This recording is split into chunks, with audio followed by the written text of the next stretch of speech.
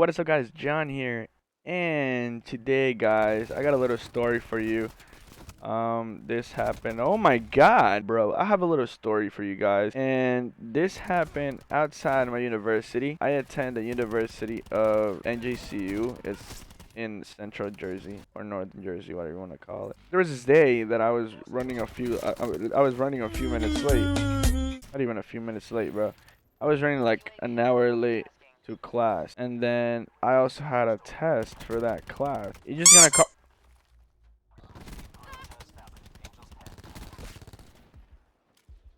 Bro, one more of these in this game, bro. Because I definitely put more than 6 bullets in this. So, I was roaming around the university, right? Looking for parking because this is not like they don't have like an open parking lot like some universities might do or like have or whatever you want to call it. So this lady was roaming around. She was in front of me, and then she stops at a fire hydrant. Like, all right, she's probably gonna stay there, and she turns on the hazard lights, right? I'm like, all right, she's probably gonna stay there, and then I kind of like, I'm halfway into the spot, behind the fire hydrant, and then this lady decides to back up into the space that I was in. So like half her vehicle is on the spot, and half my vehicle is on the spot too. So then she gets off the car, and I guess to like talk to me. I didn't want to roll down the window. I don't want to do anything. So like she was just looking at me, right? And then I get off the car and I forget to I forget to move the freaking lever from D to P. The vehicle just starts rolling forward, but in my I don't know how it seemed from other people. I don't know how it was, but when I got off the vehicle, it looked like the car just launched, like it had launch control. Just freaking whoa, just went probably like 3,000, 4,000 freaking RPM. And then I try to get back in the car as fast as I can. Instead of pressing the brake, I step on the gas. I build up more momentum and I hit her car. And then once I hit the car, you heard like a loud you hear a loud crack. And you hear her yell, "Ah!" And I'm like, "Shit!" And my car is like, "Ah!" Her car was also it was a Kia. It was a Kia Soul. It still had the white paper license plates and everything, straight out of the dealership and everything. When I reversed, I saw absolute no dents, absolute no crack, absolute nothing bad. It's a small little scratch. Small little scratch. And then this lady was like, "You have insurance?" And I was like, "No." But in her head, she was like, "Yeah." And she was like, "You got insurance?" I was like, "No, I do not."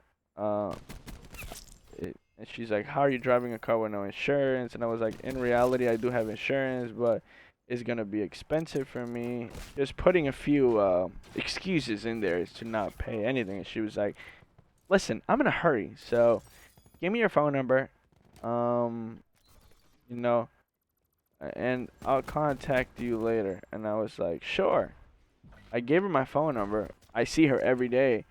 So imagine if I don't pay for her bumpers. So long story short, right? The lady called a dealership and she sent a picture to one of the workers around there. The worker was like, "Yeah, you gotta replace the whole bumper. Like it's just messed up. Like there's no fix.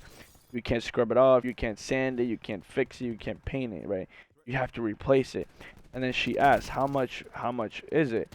And the guy that worked there was like approximately 399 something, which is the part plus job. So then the lady comes at me and she was like, "Hey, I know you're a student. I know you got debts. You know, I got this, you got that." She was like, "Just pay for the bumper itself." I was told it was 399 plus tax, right? And then I'll take care of the rest. And I was like, "Sure," just to make her happy, right? And then I told her, I was like, "Hey, would you give me into the 15 so I can give you the money?" And she said, "Yeah." So after that, I start contacting Kia dealerships, and none of them want to give me a part price. I started looking online, and then the price, like apparently the car was too new for the parts to be online or whatever. I was like, bro, like I am not really trying to pay $400 and something for this, bro. Like they're just trying to be dickheads. I start looking into other places like Kias that are super far from here. When if I'm talking super far, New York, Upper New York. I waited until the 15th, early in the morning. I'm talking about 7 a.m., 8 a.m., 9 a.m., around there. I start calling a dealership nearby, and I was like, hey, I have an issue. I would like to know how much is it for the lower bumper. So I start looking into that, and then the lady is like, yeah, it's 120 something dollars for the lower bumper. And I was like, are you sure? And she's like, yeah. So I called this lady, Mrs. X, and I'm like, hey, I found the part of what you need. It's lower bumper, and it's $120. 120 something dollars. And then she's like, no, but are you sure? And I was like, yeah. And then she's like, yeah, how is that possible? When I called, and then the lady, one of the dealerships, told me that the part was like 300 and something dollars, almost 400 with tax. And then for the bumper, and then I was like, you see, that's where you're messing up, because you're asking for the whole bumper when in reality you only need the lower bumper. And she's like, no, like it's not it's not a two-part bumper. Like, what do you mean? And I was like, yeah, it's a two-part bumper. And she's like, how is that possible? And I was like, yeah.